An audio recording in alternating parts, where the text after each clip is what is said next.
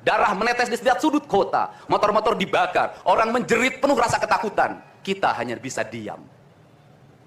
Ketika di sudut-sudut kota, anak-anak kita menenggak ciu. Ketika sudut-sudut kota, anak-anak kita makan eksimer. Ketika di sudut-sudut kota, anak-anak kita makan minuman oplosan. Mereka jatuh tersungkur, matanya merah penuh dengan rasa emosi. Pulang ngamuk ke orang tuanya, kita hanya bisa diam. Ketika anak-anak kita menghabiskan waktu main game online sampai jam 4 pagi, tidak masuk sekolah, di rumah ngamuk, mengancam orang tuanya dengan pisau, menusuk kakeknya dengan sangkur, kita hanya bisa diam. Proses kita hanya dua, pidana dan penjarakan dalam penjara anak. Tetapi kita tidak pernah menyadari bahwa seluruh lorong-lorong kegelisahan mereka, seluruh hiruk-pikuk jalanan tak membuat mereka nyaman. Sudut-sudut rumah menjadi neraka bagi kehidupan mereka.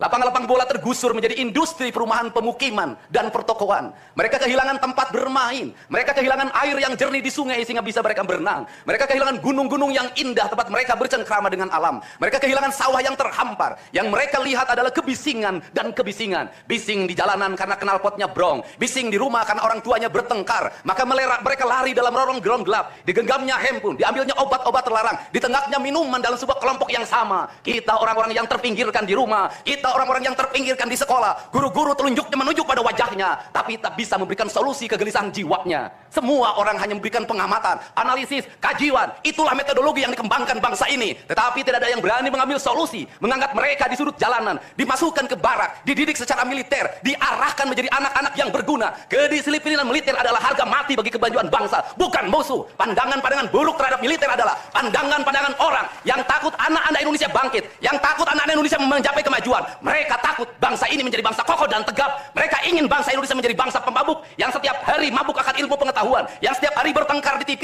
yang setiap hari bertengkar di medsos, sementara hamparan kekayaan alam diambil sama mereka. Janganlah kita menjadi antek dari bangsa lain, memporak-porandakan diri sendiri dan bangsanya dengan alasan pengetahuan, dengan alasan hak asasi manusia. Anak membawa motor di bawah umur adalah pelanggaran hak anak. Kapan kita bertindak? Dan selama ini kita membiarkannya. Anak-anak nonton film tanpa didampingi oleh orang tua, itu adalah pelanggaran anak, dan kita tidak pernah bertindak.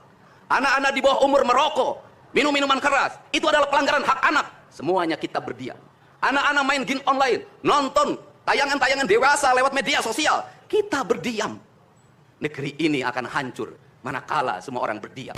Maka orang yang memegang kekuasaan harus menggunakan tangannya untuk merubah seluruh kemunkaran ini menjadi sebuah kebajikan. Kalau kita berkomitmen pada bangsa ini, problem anak-anak kita adalah mengkonsumsi tayangan yang bukan haknya di media sosial. Maka saya meminta peraturan pemerintah yang mengatur tentang itu segera dilaksanakan.